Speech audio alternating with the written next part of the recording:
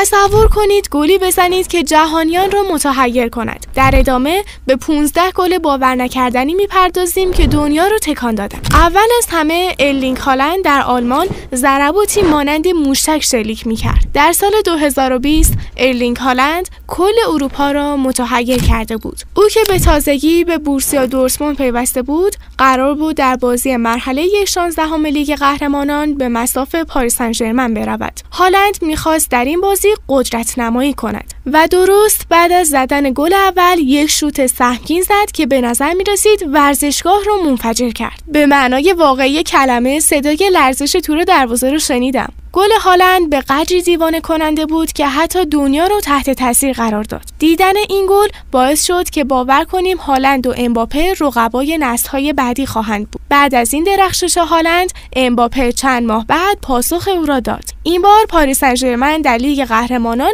به مصاف بارسلونا میرفت و شاید به یاد داشته باشی که در سال 2017 چه اتفاقی افتاد. درسته، آن باخت فراموش نشدنی 6-1 پاریس سن ژرمن. خب بازیکنان پاریس مصمم بودن که دیگه اجازه ندن چنین اتفاقی بیفته. در ضمن امباپه رو در ترکیب تیم خودشون داشتن که در آن بازی با 2 گل درخشش فوق‌العاده‌ای داشت و امباپه تصمیم داشت هتریک خود را به شکلی باور نکردنی رقم بزند. به زاویه این ضربه نگاه کنید. گل امباپه به قدری دیوانه کننده بود که باعث شد مسی چند ماه بعد به پاریس سن ژرمن ملحق شود. حدس میزنم اون هم حالا مثل امباپه یا بکام ضربات کاددار میزند. در سال 2001 انگلیس در آستانه یک فاجعه قرار داشت. در فینال مسابقات انتخابی آنها برای صعود به جام جهانی 2002 حداقل به یک امتیاز نیاز داشتند. اما در 3 دقیقه پایانی بازی خود در خانه از تیم یونان عقب بودند. بکام کاپیتان تیم ملی انگلیس بود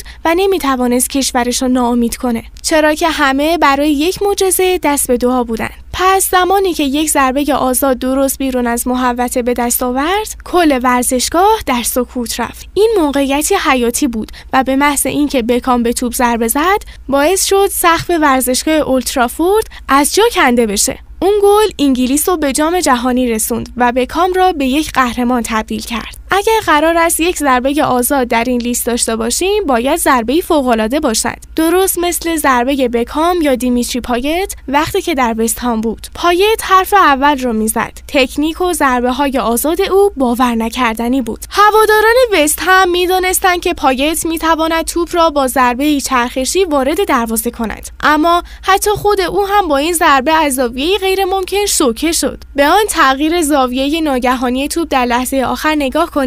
چیزی در مورد ضربات چرخشی با قدرت زیاد وجود داره که توی یه شوت ساده نیست. درست مثل این گل از جیمز رودریگز که وقتی به اون فکر میکنم مو به تنم سیخ میشه. در جام جهانی 2014 کلمبیا مقابل اوروگوئه به میدان رفته بود و جیمز رودریگز ستاره درخشان تیم بود. او قبل از این مسابقه 3 گل فوق‌العاده به ثمر رسانده بود و به همین دلیل مدافعان اوروگوئه برنامه‌ای برای خاموش کردن او در طول بازی داشتند. اما او یک ستاره بود و فقط به یک موقعیت برای خلق جادو نیاز داشت. او به معنای واقعی کلمه حتی بدون اینکه به دروازه نگاه کنه اون گل رو به ثمر رسوند. جام جهانی در طول سالها گل‌های خیره کننده زیادی داشت، اما هیچ کدام به این لحظه حماسی در سال 2010 شبیه نیستند. زمانی که بازیکنی نام آفریقا را در بزرگترین صحنه فوتبال مطرح کرد. جام جهانی 2010 اولین جام جهانی بود که در خاک آفریقا برگزار می‌شد. با این حال منتقدان زیادی نسبت به خود تیم آفریقای جنوبی تردید داشتند،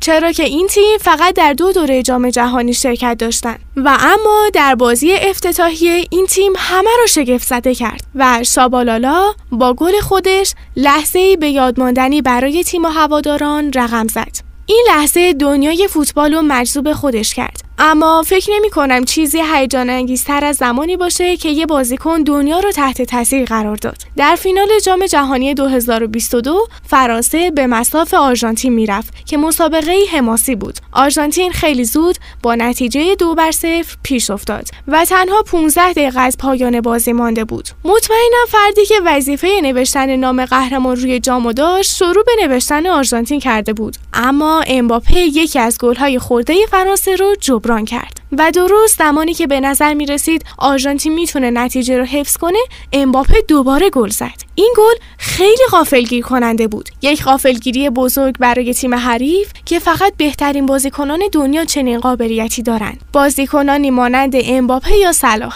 در سال 2019 لیورپول با دانستن اینکه چیزی جز برد برای آنها کافی نیست، به مصاف چلسی رفت. آنها با منچستر سیتی برای قهرمانی لیگ در رقابت بودند و برای برد باید فداکاری می‌کردند. بنابراین پس از اینکه سادیو مانه آنها را 1-0 جلو انداخت، آنها نفس راحتی کشیدند. اما چلسی به بازی بازگشت و بازیکنان لیورپول فهمیدن که قبل از اینکه چلسی به اونا برسه باید پیش بیفتن و صلاح خیلی جدی گرفته بود. او با شوتی از راه دور توپ رو مستقیم وارد دروازه کرد و خب هر چقدر که این گل زیبا باشه، صلاح در فینال لیگ قهرمانان مانند گرت بیل عملکرد خوبی نداشت. بیل تیم رئال در فینال لیگ قهرمانان اروپا در سال 2018 مقابل لیورپول به دوش کشید. بیل در ابتدا روی نیمکت بود، اما سرمربی بعداً تصمیم گرفت اونو وارد زمین کنه و او در 5 دقیقه ابتدایی ورودش یکی از دیوانه کننده ترین گل‌ها را که تا به حال در فینال دیده اید به ثمر رسوند. زدن ضربه قیچی از بیرون محوطه واقعاً کار سختیه. اما خوشبختانه من بازیکن دیگری رو هم سراغ دارم. وقتی رونالدو هنوز برای رئال مادرید بازی می‌کرد، تیم او در مرحله 1/4 نهایی لیگ قهرمانان 2018 به مصاف یوونتوس رفت. مقابل دروازه‌بانی مانند بوفون، گل کردن توپ واقعاً کار خاص و ویژه‌ایه. بنابراین رونالدو تصمیم گرفت که دست به چنین حرکتی بزنه. حتی هواداران یوونتوس هم بعد از این گل اونو تشویق کردن. واقعاً قابل احترامه. دیدن گل‌های آکروباتیک همیشه منو به وجد میاره. مانند این ضربه حیرت انگیز از مهاجم نروژی یعنی هالند. در آن دوران او از دورتموند به منچستر سیتی منتقل شده بود و اولین بازی لیگ قهرمانان خودش رو باید مقابل دورتموند انجام میداد. بازی با نتیجه 1-1 مساوی بود و در 7 دقیقه پایانی بازی هالند دست به اقدام غیرمنتظره زد تا پیروزی رو برای سیتی به ارمغان بیاره. قد او 1.94 متره و اندام او به شکلیه که بتونه به راحتی چنین حرکاتی رو بزنه.